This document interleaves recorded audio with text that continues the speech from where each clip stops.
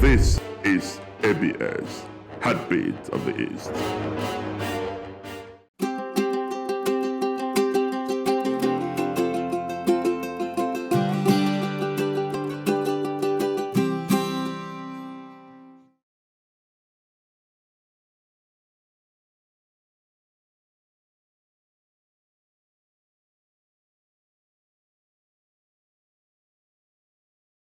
I went as soon no na nke izu a na mmemme na nnọkọ anyị na unu anyị kpọrọ MALUMEBE. Aha m bụ Nneka Ekwunife. Onye mụ na ya na-adebe anọ na program a bụ Dr. Michelle Onbulu. Ọ nọkwa ebe a. Michelle kene ndị be anyị. Ndị be anyị ekenekwa m unu. Ama m na anyị pụtasị n'ụbọchị nke taa. Ndị be anyị mesokwa Michelle wee na-asị na mma na unu pụtasị. I wee na-asị unu no. O nwere ihe anyị chọrọ itinye anya na ya taata. Ịma na gone were the days a na-asị no Igbo made. Mgbe anwa anyị nọcha secondary school, whatever years back, after sị no if you know ije gota Igbo made, we always use that appendage. Mana anyị ma na anyị nwekwa quality things a na-eme na ndị Igbo na-emepụta. Na Nigeria na-emepụta ka anyị tinye kele ihe otu. So tata anyị chọrọ ka anyị neba anya na patronizing ya ịdị na egote ma na-eyuzukwa ife emelụ n'ala Igbo. Unu nena ọ bụ na unu na-esonye mgbe gọvanọ anyị esoghachara ya okwudo. O nwere ebe ọ lụtasịrị aka ya chali nwa mgbafọ ọ sị na ya na patronize ma na-eyuzukwa ihe ọbụla emelụ n'ala Igbo. Unu nene since on ya different types and different shades of that akwete akwa ka ọ na-eyi na akwa na-eyi wee na-promote kwa our indigenous culture and even our industry. Wee kwukwa ọ kwuru na moto nke ndị nọsịn na-eme ka ya na-eyizikwa and all ọdụnọdụ. Nke a wee kwukwalu a big plus ịmagofo ndị mmadụ bịa na-enyunye na-asị ọ bụ na ya appreciate ro ife inwe nwekwa onye ọzọ ga-appreciate ya. So ka nrapụ ịgaba n'iru wee na unu amalugo ebe anyị na-agbado ọkpa n'ụtụtụ tata. So na-asịsị Michelle, kedu kene ihe iji wee sị nnọọ ka anyị nebekwa anya na iji na-atụnye ma na-eyuzukwa ife emelụ n'ala Igbo. Nneka ịma na oke na ọlụ dịla onye ọbụla bụ onye Igbo maala ife maka sị na anyị nọ na democracy, government for the people by the people. Ya bụ na anyị ncha niile bụ gọọmenti. Onye mmalụ nke ọ ga-atụnye ka gọọmenti wee na-aga n'iru. Ọ na-atụnye gọọmenti chọọ ka agbanyeli ewupụ. Debe anyị si na anyụkọ nwa miliọnụ ọgba ọfụfụ. Aka weta ọnụ eju. Ọkwanye aka nji si na gọvanọ anyị ekwugokwa n'ife dị otu a. Ọ bụrụkwazị ife dị mkpa ga-abala anyị menye ọfụma ọbala anyị. Ya na ebe ABS so n'ofu radio station na-ekwu nke a na-anụ na-ekwu nke na-aba ndị mmadụ ntị si na ọ dịkwanụ mkpa na ebe gọvanọ anyị ji ga ọnụ ya kwupụta si na ọ ga-eme Anambra State an industrial hub, a leapfrog for industrial event. Na a ga-egbote more industries na Anambra State ka ma akụnụba anyị a ga-egbogote. Anyị sịkwa na ọ dịkwanụ mma na MALUMEBE esolukwanụ tinye ọnụ. Ịma Michelle says it in a different way. Ya na ọ bụ na anyị soro tinye ọnụ ka anyị makene ma anya ga-emedata obi ndị be anyị ka anyị ma anya ga-emebe nke dị mma. Nneka ị na-anya ifu na ife akụ ife enwe jukwanụ n'obodo anyị. Onye na-anya ọfụma ọfụ na ife dị. Ịma na ọkwanụ COVID-19 mere anyị wee ma na enwe ike ịkata akwụkwọ mango kata akwụkwọ ube sie n'ọkwa ichekwa n'ife niile a na-egbu Nneka. Wee sị gị fiva bịa ịkata mụ wee sokwa ịkata nka dị n'ime be gị isinye n'ọkụ ịnwa for some time ṅụbakwa mmiri na ọ na-eme nke nwa na-eme nke Nneka ọ bụla eziokwu. Ya na ife anyị nwere ife akụ ife enwe mana ọ dịka ọ na-anya ada akpọchasịzi ya ife. Nneka ekwupụtago ụfọdụ ife anyị na-eme na Anambra steeti nya Igbo made ka ikpobeke na Igbo made a ka ọ dị popularized ka ọ bụrụ ife adazi somehow ka ọ bụrụ ife na-adagbu a kedu ife iyi ife nne Aba made Igbo made. Ị dị proud anya dị proud na ife ma bụkwa Igbo made. Ị na-afụ Nneka na onyonyo kịta ọmalịcha efu oyi kịta ọ bụrụ na Britain ka emeli, ọ bụrụ na ikezikwa ọ bụrụ na Eke Ọka ka akwara ya ma n'ụzọ Enugu Ukwu ma ya amachasị anya mma, beautiful. So what is wrong with it? Igbo made ka blouse oyi kịta abụ. Ya bụ na ife anyị na-ekwu bụ na anyị nwere ife mana ndị be anyị ada akpụ ya ife. Enwere low patronage, ada agba ife eme be anyị aka afịa. Anyị na-ayọ biko isi program a biko ka anyị gbaba na aka afịa ife eme n'ala Igbo, maka na ulu dị na ya kali akọwatala onye ga-aghọta ọghọta na ulu dị na ya kali, mana agwa anyị si akpasie ada abụ ezigbo ife ma ife emele eme ma aka ọlụ. Ị na-anyafu na be anyị ifu na onwego ndị na-anya ọfụma, ifu na onwe ndị anyị na-afa agbachala agbata obi na Naijiria nọcha na-alụla anyị nke a na-akpụ ya, ma ndị na-ele tiles ma ndị na-eme nke nwanne ka ezigbo afọ ife a na-eme n'elu ụlọ. Mgbe nloteli ekpo ọ bụrụ roofing, ọ bụrụ gbamgbam nke ọzọ mgbe anyị loti anyị ekwu ya ifu na ndị obodo ndị ọzọ na-abata be anyị na-emie. Ịchọzịa ka ịkpọ onye ga-eme gị carpentry, chọọ onye ga-alụ ugo oche, isi mba na onye be anyị ama alụta ya, ịkpọ onye Ghana, ịkpọ onye Sierra Leone, ịkpọ onye Namibia, ịkpọkọchasị afa, ma ndị be anyị anọdụ ndị Lebanon. Ifu na ka anyị malụke n'ebe mmiri si wee baa opi ụgbọgụla nneka ife na-emekwa inekwa anyị fụkwa anyị ga-emechasị ọmalịcha ife like akpụ ụkwụ a na-eme n'Aba, a na-emekwa afụ na shoe industrialization layout dị na Anambra State. Anyị mechasị ife mmalụ mma nne ka anyị edenye afọ obodo ọzọ mmedi na ebe a. Ifu na anyị ada enwe pride n'ife anyị melụ ka o wee bụ na ọ lepụla ọ sịghị ọ na ọ ma elepụ. Ifụkwa lebel eji wee dee ife a agwa nọ na Aba ka emelie ma ọ bụ na industrial layout a dị na Anambra State ọkọ n'Ogbunike ka ọ dịzidi or somewhere around shoe factory. Yeah, shoe factory. Emechasị anya dị ya ma ime dị n'Ogbunike Anambra State nsọ adị ya. Ife ma ọkwa gị yiri akpụ ụkwụ ịmana Nneka ịgba ụfọdụ na-azọli ya akpụ ụkwụ azọli o mebi chesi anya Nneka ọzọnye akpụ ụkwụ a iswetu ebe nwanụ ọ bụrụ na ọ na-akpụ ụkwụ adịrọ mma ma ya bụrụ ya ji ụkwụ ya zọli ka akpụ ụkwụ mana ọ dị ichekwa akpụ ụkwụ ka esi echekwa akpụ ụkwụ. Ịma na nke medi na Ogbunike na medi na Aba ga na last mana obi anyị ji wee na-emie. Ife na federal government in order 5, the presidential order 5 say na ndị na-enyela aka alụ ọlụ na Naịjirịa ga-abụ ndị obodo anyị. Ife na-ele ife a na-enwe ga-abụ ife dị n'obodo anyị emepụtara n'obodo anyị,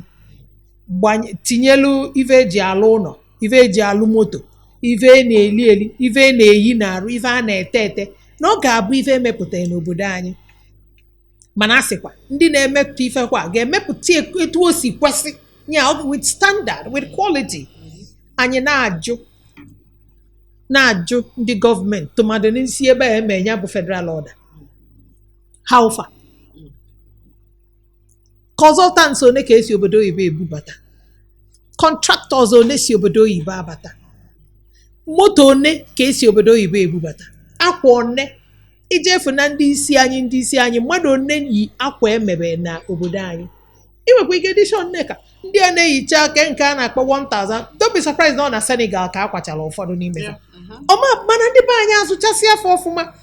ịzụchasịa edebe ka abụrụ Igbo made bụrụ Nigerian made fadịrọ mma oyiyi, mana ụfọdụ enwe shape oyicha ọsị mba na nke a na ọ da-efe itie nọ nke obodo oyibo ịmazi na-arụ gị mere na akwa ede efe itie. So wee bulie na-emecha this federal government presidential order 5 gịnị wee mee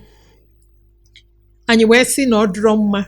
na gọọmenti ga-emecha policy bụrụkwa fawa dala ya bụ policy ya ka anyị ji na-asị na Anambra steeti wee gọvanọ chịla Anambra steeti wee sị na Anambra steeti na-abụ first in so many things. Anyị na-abụ izizi ọ gọọmenti Anambra steeti weelu akwụkwọ wechighalụ ndị ụka ewee nafe eti igba n'ụlọ akwụkwọ ndị ụka. Ọ bụrụ ọsọsọ na-ewechighalụ ndị ụka ụlọ akwụkwọ akwụkwọ bụkwa nke ndị gọọmenti na-egbugotekwa standards na-ebinikwa na Anambra steeti a ka emekwa na ụbọchị Wednesday na anyị ga na-eke ekike ka ndị Igbo anyị a na-emego efu ọ na-adaba one ọ na-adaba kpatalụ na malụmebe a kwesịbụrụ ịbụ program oyibo ka ọ bụ mana ma anyị na-eme ụbọchị Wednesday ewee kịka asụbụ ya n'Igbo ka ọ wee balụ ndị be anyị ya ka gọvanọ nọkwa kịta Mr. Gọvanọ batakwa kịta wee sị na ọ chọrọ ipromote Igbo made anyị wee sị na oke na ọlụ dịla anyị dịka ndị Anambra steeti ka anyị nyere ya aka n'ihe Igbo made a o kwelu nkwa ama m na o chemili echiche a o chemili echemi it was an intentional provocation ka nsụkene n'oyibo etu a nsụtazili ya ma asụtara ya o chemili echemi wee sị na ọ bụkwanụ na anyị azaba afọ anyị mebe ka anyị na ọ ga-enyela anyị aka ịpụta na mba ụwa ọ ga-enyelụkwazi akụnụba anyị aka ka anyị kpọkane nke anyị this take home this think home ka emepụta kene ka ọ bụrụ ife and I think is a continuity kpata na gọọmenti chicha onye batakwa ọfụ nke nwanne ya emetesịrọ o mepụsịrọ onye lụkwa aka mebekwe this is part of the think home philosophy of Anambra State ewesị na gọvanọ anyị wesị na a ga-ene anya egwu atụ n'anyị na a ga na-enenye anya na-etu ife emepụtalụ dị ma ọ dịkwa mma ọsị ọnya na ị ga-enwe imprimature wee kpọọ ọnya best in its class ya na ife dịchasị etu a ife dị in a group na nke anyị ga-abụ tubelu ugo ka ọ na-ekwukwa ife ọkwa anyị ka ọ na-ekwuchite n'afọ anyị o ya bụ ọ na-ekwu anyị na-eme ka ọ wee bụrụ na ife o kwuru bụ ife na-eme kpata na anyị ga-achọkwa enyemaka gọọmenti a ka anyị wee bụrụkwa ekwu eme na aga na-enwe quality a ga na-enwe quality assurance a ga-enwe standard ọ ga-abụ onye gote ọsị mba nekwa ebe m gotere ife a nne ka ị na-anya ifu na mejuru m the statistics mana ịjụkwa m gasị gị na almost 98% of ndị be anyị na-elizi local rice maka anyị eligo for foreign rice for local rice wee fi nnukwu ife dị iche foreign rice na-emebi ọsịsọ isi enya bife imalụ ya omebigo ọ da asọ aga ụsọ gọọmenti wee popularize Anambra made in Anambra rice anyị wee na eli ọ na-asọ onye ọbụla ifu na rice farmers increase go enwego so many ndị na-akọzi ugbo rice a our experience nwere on Saturday onye na-ego ife n'aka ya n'afịa ka nọ na-asị ya rice onwe rice mfọ debesi dịte mmacha mma wee na-asị ya ma ihe ọ foreign rice ọ sị m mbakwa no local rice si m ma na-ekwu okwu foreign rice let me quote ọ sị na foreign rice adịghịzi aga afịa maka ọ ga-agala ọnụ wee na-asị ya ka erifo mmiri ọ sị ma mfụrụ rice ife of ka mfụrụ ya jụba ma foreign rice na-ewegoli eje di stone and moreover for her na amara ife ndị mmadụ ji akala ma foreign rice edi stone wee ụfọdụ na-agbalị ya ọsọ because of aja mana na-edi stone ya bụ increase in a better quality ife ekwukwa ka o kwuru ọsọ na ọ na-asụwa gị ụsọ then na-alazị ofe ochi ọ dịkwa ka mebi so wee bịa bụlụ ya nke a wee bụkwalụ plus because ọ bụ na akwadoro mago mebe adata Anambra rice ka ọ dị popular anyị anaghị gokwa na-achụ ya na foreign rice and etu esi mekwa si na-improve quality improve kịta bụ na aja ada adịzi ya nne ka ị ga-afọ ọmalịcha osikapa esichasị itinye n'ọnụ meghe kwam rice ahụ agbụ gị ịfụ na ndị be anyị amalụgo na Igbo made rice na-aga afịa fe wee tụtụba okwute dị na ya mezie ọ na-aga nne ka ilukwuo pakeji na-asị hey ime atọ akwa m gị ụta ji ma ọfọrọ maka ị na-anya na akpa dị ebe akpa dịchasị ọfụ bụsọ mma ọ bụrụ pakeji na fụ na fe emeghị ya ọka mma anyị na-ajụ sị kedu ngwa afịa a na-emega na be anya a na-asị ka anyị gbabake n'aka afịa nneka emewego moto na Anambra steeti a na-eme cables eji alụ ife na Anambra steeti anyị nwere osikapa enwere noodles ịma noodles bụ common name mana ịkpọzi anya nke ọzọ na ọ bụ brand name enwere nni ọmamibe ahịa akpa ya nni idide a na-eme nni idide a na-eli na Nigeria na Anambra steeti anyị nwekwa spices ya ife akụrụngwa eji esi nri a na-emebekwa n'obodo anyị nwere mmanya ma ndị ọtọ biribiri ma nke na-aba n'anya a na-eme na be anyị nwekwa tii a na-aṅụ anyị nwekwa cosmetics ya ma ude ma ncha ma nke a na-agba agba ma akpụ ụkwụ ma akwa no ịjụa akọwalị anyị ma na enwe textile mills na Nigeria kama na ịmago n'ajọ gọọmenti mebichasịa ife na-eke enwekwu mmanụ ịchọ vegetable oil ọ dị palm oil bụzi anyị nwanwe palm oil abụkwanụ vegetable oil ọrụ palm oil eme akpa afọ aka kpakụ ya aka ma ọ bụrụ na ọ bụrụ pure groundnut oil ma soya beans oil ọ bụrụ fụ mmanụ eji eli nri akpara aka kpakụ ya aka ọghọlụ vegetable oil ife niile a dị be anyị ndị be anyị na-emepụta ya ọ dị n'ọbụ na anyị mee ka ọnọdụ ya dị mma ọ dị mma ịpakeji enye ọfụma dobe onye a sịkwa n'anya na-ebu ụzọ elu anya lie efilnkwa m n'ebe a ka e nwere the major challenge mana a lot of improvement maka ịmana nkwụ na mgbe anyị nọ secondary school o nwere ụdịrị akpụ ụkwụ ị ga-eyi fafia fasị gị na Igbo made why because o mee ta aka ure the quality na bụrụ katọn ka eji lote gị ebe ewere akwụkwọ tinye na leda this particular student oge niile ọ na-akwa ọ na-ere ọ bụrụgodị na-ebizi nwụcha ogotegodi ya ọfụ sapụtasịa ya Igbo made ka ọ ya na-eru so over the years ịmago enwego increase in the level of production ịmago for introduce chakwa ụmụ I believe this equipment make ya wee dịkwa better right now igote akpụ ụkwụ na Nigeria na Aba ma nke dị n'Ugwu edebe dị foreign ime ama ife dị iche and ọ na-last ịmago mma n'anya nke dịkwa ife na-ebu na nwanne m nwaanyị nke nsọ mmadụ sọ na-emekwa akpụ ụkwụ ada ama emechasị anya ọ bụ sọ nwa o tinye na DP ya na WhatsApp ị na-asị hey nne onye ọsị ya n'ọkwa nyanwa bebe just less than 1 year ọ na-supply akpụ ụkwụ emelụ n'ụlọ afa na-customize nwere ike gote material maọbụ akwa otu a isifafa jilu melụ gị akpa na shoe ma belt ndị be anyị nwere aka ọlụ ka anyị na-emi anya ewesị nneka ife kpatakwanụ na anyị ji akpọrọ ya Igbo made ya na ụdị adịrọ mma bụ na gọọmenti anyị ga-amachasị ife dị be anyị anyị eje bubata nke si obodo oyibo a nwekwa ike bụ low quality ma maka na osigo obodo oyibo ịmụ ife na-esi obodo oyibo na-apụ iche emepe bọda a na-ebubata ife dị be anyị o mezie ndị be anyị agbarapụ nke Aba jee gobe nke obodo oyibo ọzọ bụkwa ndị be anyị ga-abatagoro asị gị biko nye ya bụkwana na ife a bụ Igbo made ọkọ gị oli ọnụ onenere ya enene oyiri ya eyi ọkọ nya the attitude the wrong attitude ga-eme na ọ daga ụfọdụ bụkwa low quality ụdị isi nwa skuulu n'oge ọbụla ọ na-akwa ọ na-adabe ọ na-akwa ndị be anyị ga-afụ na enwe raw material dị mma mee n'ihe ka ọ dị mma ọ bụrụ nke low quality enwego na ụfọdụ enwere ego na ụfọdụ ga-egolili nke obela gwanụfe ife dị iche menu nke obele ego a nke iji obele ego mepụta ka ego dị obele nke iji nnukwu ego mepụta ka ọ dị mma ogolie ka ọ mara ife ọ na-ego ụfọdụ n'ime anyị adịghị ga akpa anyị na-ehichakwa akpụ ụkwụ 10 years ọ dịkwara mma maka ị ga-ego nke dị mma ị na-eyi ọ dịghị arụ mma dịkwa gị mma n'ife ya na anyị na-emebe low quality epụta itinyezie ya nnukwu price echi ọma abịago gị ọzọ bụ na imechasịa ime advert ịnọdụbeghị mechasịa ọmalịcha ive zero marketing ime ABS na-eme marketing ọ na-eme advert ya na ọ dị mkpa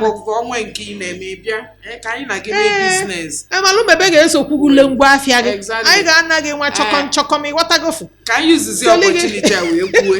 na anyị na-achọkwanụ ndị nkwado ndị sponsors anyị na-achọ onwe ngwa afọ ị na-eme ịbịa anyị etieli gị egwu ka ọ bụrụ na ife ị na-eme dịkwara ashọ na o nwere quality gọvanọ anyị sikwa standard quality na ọ bụrụkwa ikwucha na ọ bụ ọkpọkọpị emechaa ọ bụrụ ka ebe a na-akpị ya sorry madam sorry ọkwa ikwulu